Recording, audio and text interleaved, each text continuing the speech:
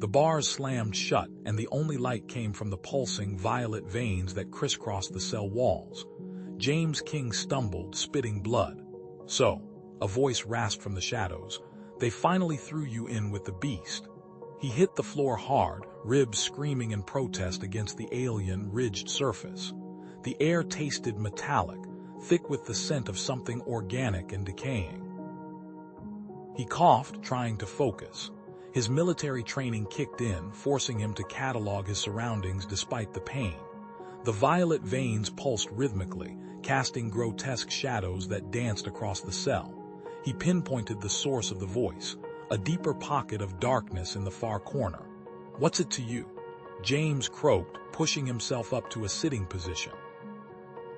Each breath sent a jolt of agony through his torso. The voice shifted, closer now. "Just curious, what did you do to anger them so much? Most humans don't warrant a stay in this section."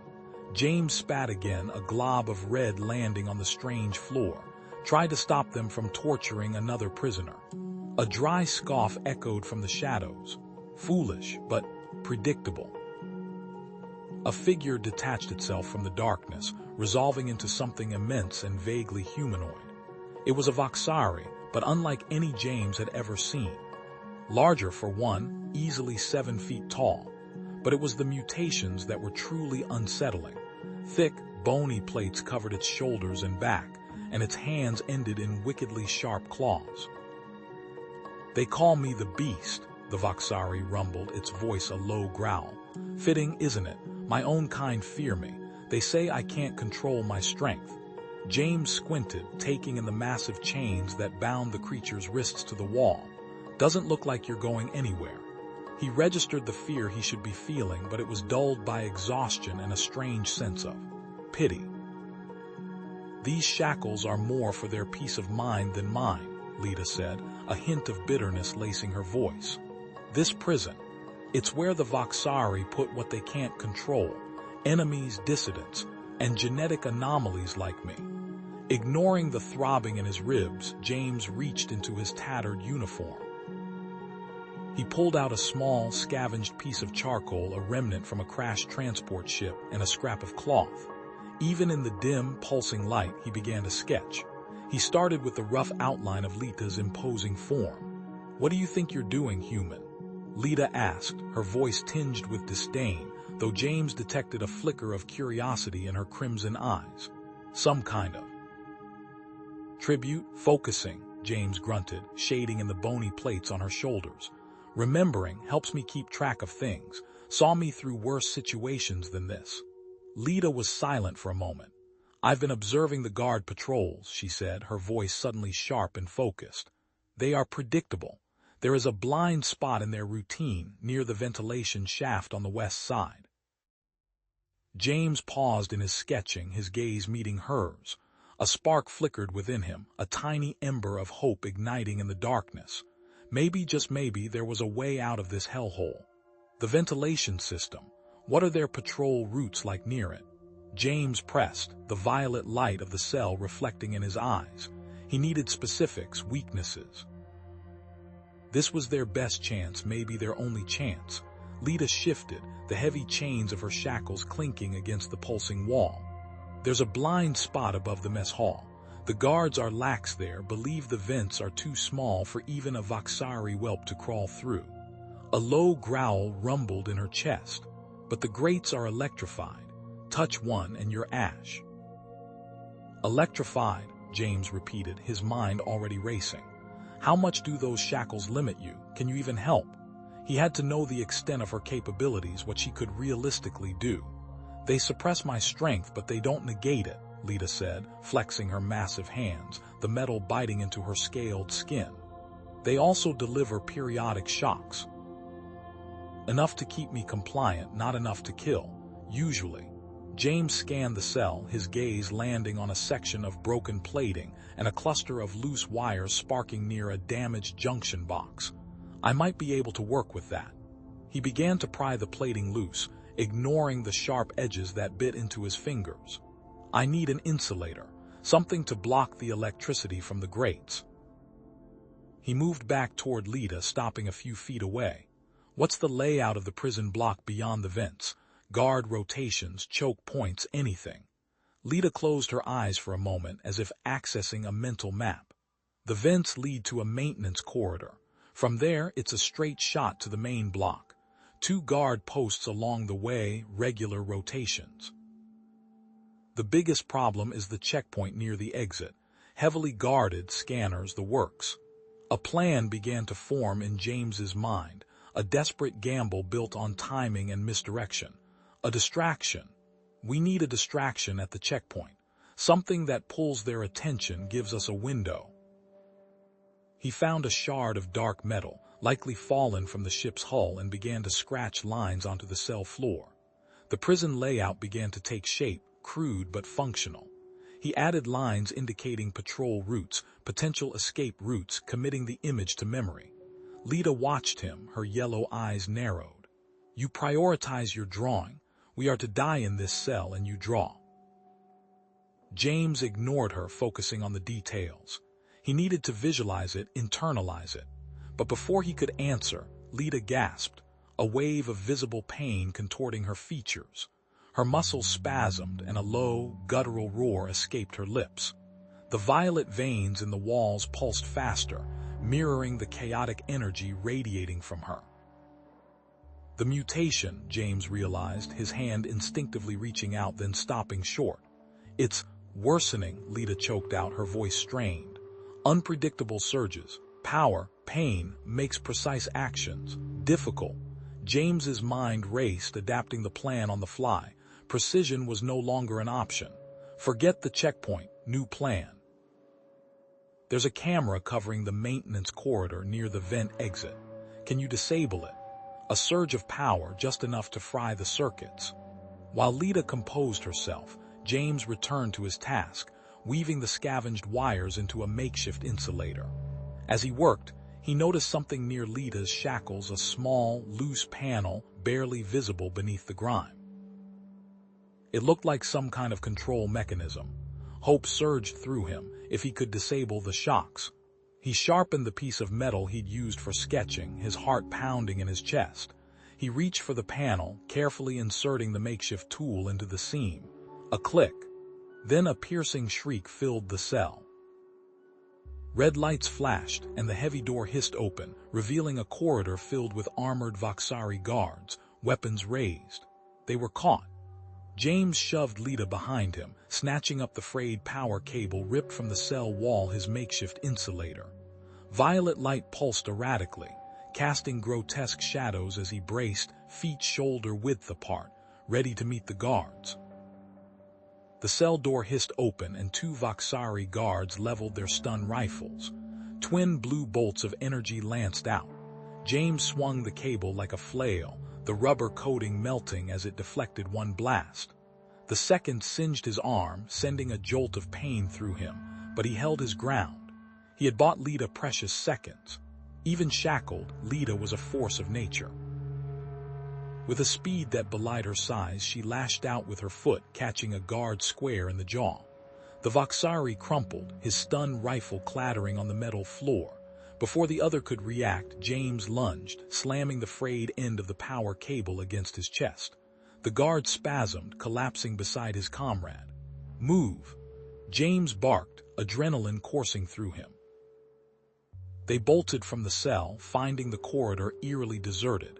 The alarm blaring through the facility had clearly cleared the area. Lita took the lead, her massive frame surprisingly agile. This way, she grunted, her voice a low rumble. They'll expect us to head for the main exit. She navigated the maze of corridors with an uncanny familiarity, anticipating patrol routes and security checkpoints. They reached a junction, a heavily guarded security door blocking their path. 4 Voxari soldiers stood watch, their weapons trained on the corridor. Lita snarled, baring her teeth. Too many. We reroute. She veered sharply to the left, leading James towards a narrow, dimly lit passage. Maintenance tunnel, she explained, her voice echoing in the confined space. Cramped but less eyes. The tunnel was a claustrophobe's nightmare. Pipes snaked across the ceiling, forcing them to crouch. The air was thick with the smell of ozone and stale coolant. Halfway through, Lita stumbled, a sharp cry escaping her lips. She collapsed against the wall, clutching her head.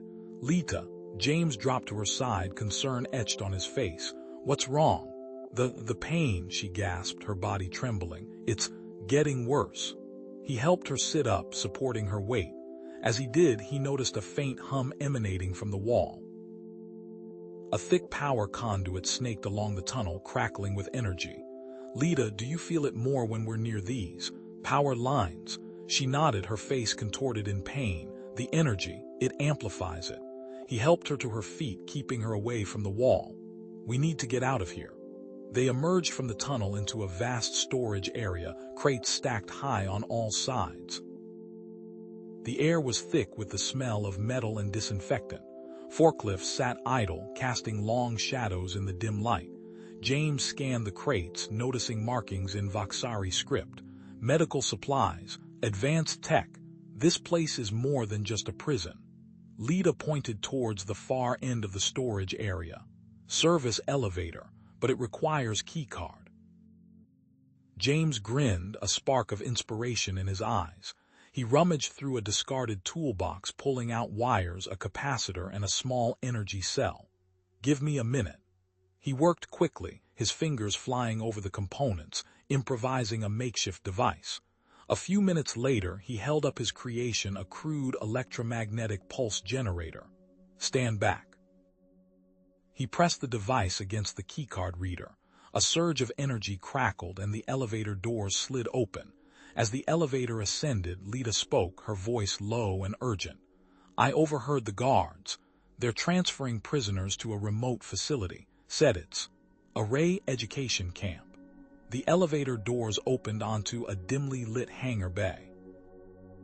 3 massive transport ships were preparing for launch, their engines humming. Guards in full combat gear hurried back and forth, loading cargo. James and Lita watched in horror as the guards dragged what appeared to be unconscious prisoners onto the ships. Their faces were pale, their bodies limp. Lita gasped, recognizing several of the prisoners. Political dissidents. Those who spoke against the regime, they're being silenced. Suddenly, a squad of guards rounded the corner, their weapons raised.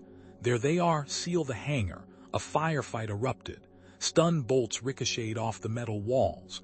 James fired his makeshift stunner, disabling one guard, but they were outnumbered. "Go!" Lita roared, throwing herself into the fray. "Get to the ships. Find a way to stop them." In the chaos, they were separated. James fought his way towards the transport ships, but the guards were relentless. He saw Lita grapple with 2 soldiers near the boarding ramp of one of the ships. They overwhelmed her, dragging her onto the vessel. The boarding ramp retracted, and the ship's engines roared to life. James watched helplessly as the transport ship lifted off, carrying Lita away. He was alone in the hangar bay, the alarm blaring in his ears. The image of Lita's desperate face burned into his memory. The dust swirled, settling on the slick metal floor of the hangar. Lita. Gone. James pushed himself to his feet, the metallic tang of blood thick in his mouth. He needed to focus. Panic wouldn't bring her back. His gaze swept the vast space, a chaotic ballet of Voxari soldiers barking orders and lumbering cargo haulers. Amidst the frenzy, a lone figure stood out, a maintenance worker hunched over a diagnostics panel, seemingly oblivious to the commotion. His back was to James, his attention consumed by the flickering screen. An opportunity. James moved with a practiced silence honed from years of combat. Each step was measured, his weight distributed to minimize any sound. He circled behind the worker, noting the exposed wiring snaking from the panel, a potential weapon if needed. A quick strike to the pressure point behind the ear, and the worker crumpled. James caught him before he hit the ground, easing him down gently. He stripped the unconscious Voxari of his jumpsuit, a drab gray thing that smelled of oil and ozone. The fabric felt coarse against his skin, the fit awkward and constricting, but it was a disguise. Donning the uniform, James felt a sliver of hope. He needed to know where they'd taken her. The transport manifest. He knew such a document would be heavily guarded, but he had to try. The manifest terminal was located near the hangar's main exit, surrounded by a squad of heavily armed Voxari. Each of them had chitinous armor glinting under the harsh lights, their multi-lensed eyes scanning the area with predatory focus. He couldn't get close without being detected. As he observed, he overheard a snippet of conversation. Restricted cargo hold. Experimental weaponry. Moon of Xylos. Priority transport. The words spoken in guttural Voxari pricked his ears. Moon of Xylos, could it be the same destination? He didn't have time to find out. He had to act. The restricted cargo hold. That was his ticket. He moved towards the designated area, keeping to the shadows when a harsh voice cut through the air.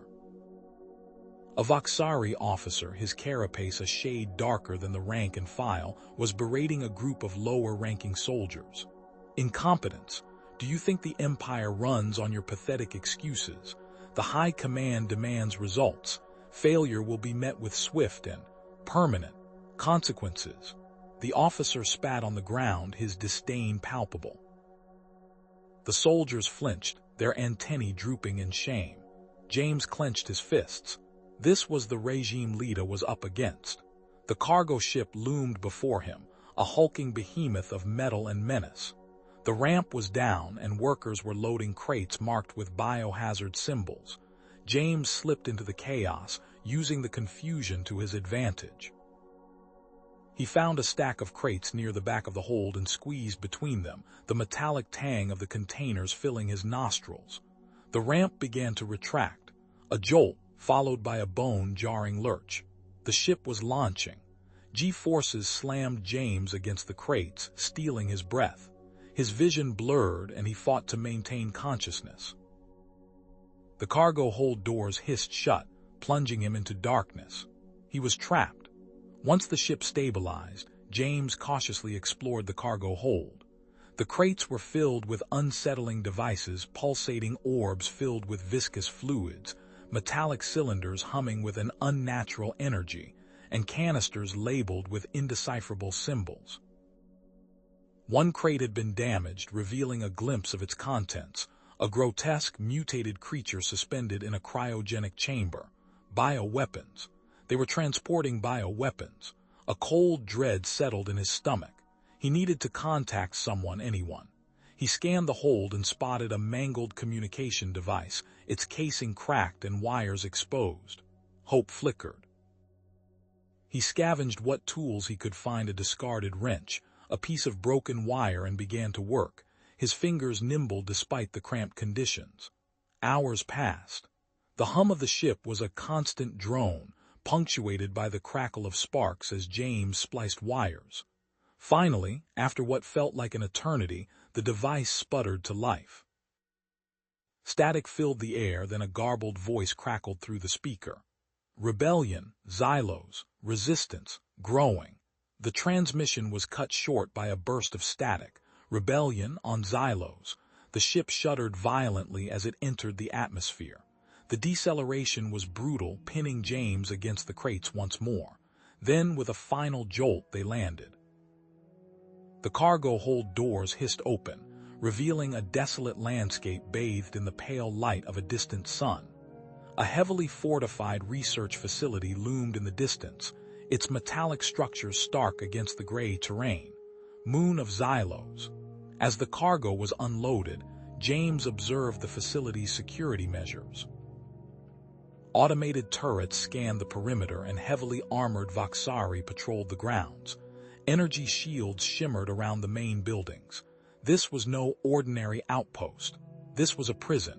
He slipped away from the unloading area, keeping to the shadows, his senses on high alert. He needed information. Where was Lita? He spotted a lone figure in a lab coat hurrying between buildings. Desperate, he approached. "Excuse me," James said, keeping his voice low.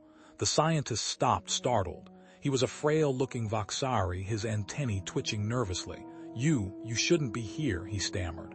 "I'm looking for someone," James pressed. "A prisoner. They were brought here recently." The scientist's multi-lensed eyes widened in fear. "The prisoners?" They're being used as test subjects for the weapons. He glanced around nervously. This place, it's a nightmare. James's heart sank. Do you know anything about a prisoner? Large, muscular female. The scientist hesitated, his internal conflict evident. The one they call the Beast, she's being held in the restricted sector, level 4. It's heavily guarded. Can you help me? James pleaded. The scientist trembled. I shouldn't if they find out. Please, James begged, she doesn't deserve this. The scientist sighed, his shoulders slumping in defeat. All right, he whispered, take this. He fumbled in his pocket and produced a small data pad. It's a map of the facility. The restricted sector is marked. There are some less guarded access routes, but they're still dangerous. He pressed the pad into James's hand, his touch cold and clammy. Be careful and good luck. As James turned to leave, a piercing alarm blared through the facility. Red lights flashed, bathing the area in an ominous glow. A Voxari voice boomed over the intercom. Intruder alert! Intruder alert! Sector 7. Lockdown initiated. James was exposed. He dropped low, hugging the wall, the cool metal a momentary comfort against the sting of his bruised ribs. The patrol, 2 Voxari guards in their insectal armor, stalked past, their multifaceted eyes scanning the corridor. James pressed against a junction box, the wires digging into his back, and focused on slowing his breathing. Human stealth tactics, honed over centuries of conflict, were proving surprisingly effective against their alien technology. He waited until the guards were well out of earshot before moving again, a ghost in the violet-lit corridors. The hum of the facility intensified as he moved deeper, the air thick with a metallic tang. Security drones, small and agile, darted through the corridors. James needed a diversion. Spotting a pile of discarded plating and wiring near a maintenance hatch, an idea sparked. His artistic inclinations, usually reserved for sketching landscapes in his downtime, now served a more practical purpose. Working quickly, he fashioned a crude humanoid figure, draping it with wires to mimic thermal signatures. He positioned it at a crossroads, then slipped into the shadows. The drones, predictably, swarmed the decoy, their targeting lasers painting the makeshift figure in a deadly red glow. James used the opportunity to slip into a restricted maintenance tunnel. The tunnel was cramped and dark, the air heavy with the stench of decay. Flickering emergency lights cast long, distorted shadows, revealing a disturbing truth. The tunnel wasn't abandoned. Something moved in the darkness, a skittering sound echoing off the metal walls. Then, eyes glowing with unnatural luminescence snapped open. Mutated creatures, twisted mockeries of the Voxari's original fauna, lunged from the shadows. Their bodies were riddled with tumors, limbs contorted at impossible angles. Bioweapon testing, James realized with a sickening lurch in his stomach. These were the horrific consequences. He fought them off with a scavenged pipe, the metal ringing against their chitinous hides. His combat training kicked in, years of drills and simulations surfacing in the face of primal terror. He smashed, kicked, and dodged, his movements precise and brutal. One by one, the creatures fell, their unnatural glow fading as they collapsed into twitching heaps. The fight bought him time, but the encounter had cost him. His breath came in ragged gasps, and a fresh wave of pain radiated from his ribs. He pressed on, driven by a desperate hope. The tunnel opened into a hidden laboratory, a sterile white room filled with humming machinery and the acrid smell of chemicals. Scientists, clad in sterile suits, moved with detached efficiency, their attention focused on a central chamber. Inside, strapped to a metal table, was Lita. Wires snaked across her body, feeding into a device that pulsed with violet energy. James watched in horror as the scientists activated the machine. Lita's body convulsed, her muscles bulging, her roar echoing through the lab. They were amplifying her mutation, pushing her to the very edge of her limits, but at what cost? The pain etched on her face was undeniable. He saw her struggle against the restraints, her unconquerable commitment refusing to break. Even in her agony, she fought, a testament to her strength of character. It was then that James noticed the energy source powering the facility, a crystalline core that pulsed with raw, untamed power. He also overheard the scientists talking about the bioweapons research and how they were being prepared for deployment. The core, he realized, could be the key. If he could destabilize it, he could disrupt the experiments and prevent the weapons from being unleashed. The decision was made. He had to sabotage the energy source, even if it meant alerting the entire facility. He slipped out of the lab and followed the energy conduits, his heart pounding in his chest. As he navigated the maze like corridors, a figure emerged from the shadows. It was one of the scientists, his face etched with a mixture of fear and sympathy. "You need to stop," the scientist said, his voice a low whisper. "They're transferring the beast to a more secure location. You won't be able to reach her in time." He reached into his pocket, producing a key card. "Take this," he said, pressing it into James's hand. "It's a one-time use code to access the internal transport system. It's the only way you'll get close to her, but be warned, it's a direct route to the core." James took the key card, his mind racing. It was a gamble, but he had no other choice. He swiped the card at a nearby terminal, the doors of the transport system hissing open. He stepped inside, the car accelerating with alarming speed. The journey was a blur of flashing lights and screeching metal. He glanced at the control panel, his blood turning to ice. The system was locked onto a pre-programmed route, a route that took him directly past the holding cells where prisoners were being prepared for experimentation. He wrestled with the controls, trying to override the system. He could save them, free them from their torment, but Lita, he couldn't leave her. With a surge of adrenaline, he forced the controls, diverting the transport car from its course. The car lurched violently, alarms blaring as it careened off course. His decision was made. Lita was his priority. The transport car hurtled towards the energy core, its trajectory now set on a collision course. The impact was deafening. Metal screamed as the transport car slammed into a reinforced wall, the force throwing James against the console. Sparks flew, and the lights flickered before plunging the area into darkness. A localized power outage. Coughing, James stumbled out of the wreckage, his head swimming. Emergency lights flickered to life, casting an eerie glow on the scene. He was close, he could feel the thrumming energy of the core, but he wasn't alone. Standing between him and his objective was a heavily armored Voxari commander, his energy rifle leveled, his multifaceted eyes burning with cold fury. The Voxari commander lunged, her plasma blade a searing streak. "You dare defy the council," she snarled, each word dripping with venom. "You are both abominations, failures of science and weakness." James danced back, his movements clumsy compared to her practiced strikes. He knew he couldn't win a straight fight, but he had noticed something during his time sketching the facility's schematics: a hairline fracture in the commander's armor plating near her left shoulder joint, a design flaw masked by reinforced alloy. He feinted left, then right, drawing her blade wide.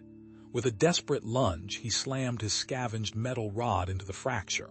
A high-pitched whine filled the air as the armor buckled. The commander roared in pain and fury, momentarily stunned. The sound reverberated through the chamber, reaching Lita's ears. The amplified mutation's pain was a white-hot fire in her veins, but hearing James in danger ignited a different kind of fire, a protective rage. With a guttural scream, she ripped free from her restraints, the metal groaning and twisting. The surge of power nearly overwhelmed her, but she focused on James, on the human who saw her as more than a monster. She crashed into the fight, a whirlwind of fur and claws. The commander, recovering from James's attack, barely had time to react. Lita's massive hand clamped down on her plasma blade, crushing it into useless slag. With a final, earth-shattering blow, she sent the commander flying, slamming into the control panel with a sickening crunch. Silence descended, broken only by the pulsing thrum of the energy core. James scrambled to his feet, his gaze drawn to the core's containment field. It flickered erratically, violet energy arcing wildly. "It's destabilizing," he shouted, his voice barely audible above the core's escalating whine. "We have to shut it down." Then it hit him, the rare mineral. The one that stabilized Lita's mutation, the one that lined the caves in the unexplored region. "Lita," he said, his voice urgent, "that core. It's powered by the same mineral that affects you. Maybe you can channel the energy, stabilize it." Lita stared at the core, then at her own trembling hands. The power within her was immense, terrifying. "I don't know if I can control it," she stammered, her voice permeated with fear. "It hurts, James, it'll consume me." James stepped closer, his eyes locking onto hers. "I trust you," he said, his voice unwavering. "I know you can do this, you're stronger than you think."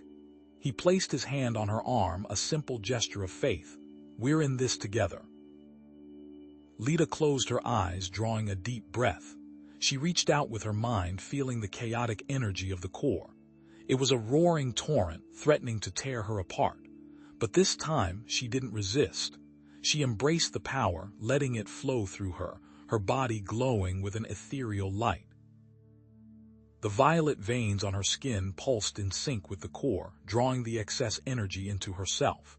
The core's containment field stabilized, the wild arcing energy subsiding. The terrifying whine faded into a steady hum. Lita stood there, panting but in control. The pain was still there, but it was manageable, almost familiar. She opened her eyes, a newfound confidence shining within them. Suddenly the facility's lockdown siren ceased. A calm, synthesized voice announced, "Lockdown override initiated. All cell doors will now open."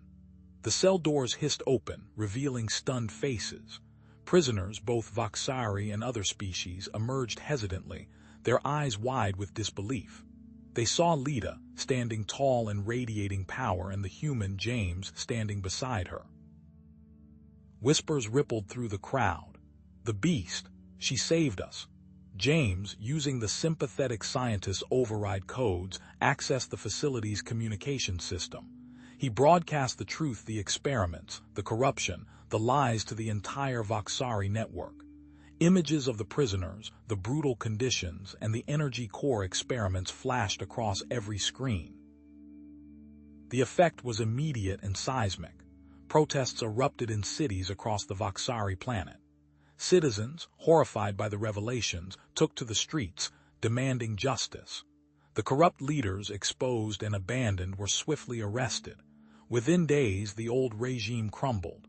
A new government was formed, promising equality, justice, and peaceful relations with all species. The prisoners were freed, offered reparations, and given the chance to rebuild their lives. James and Lita chose to remain on the Voxari planet.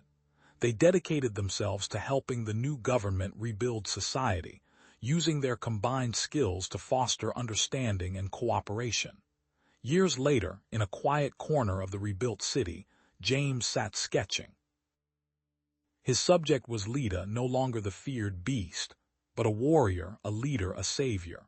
Her eyes, once filled with pain and distrust, now shone with hope and persistence. The sketch captured her strength, her intelligence, and her unwavering commitment to justice. James and Lita were regarded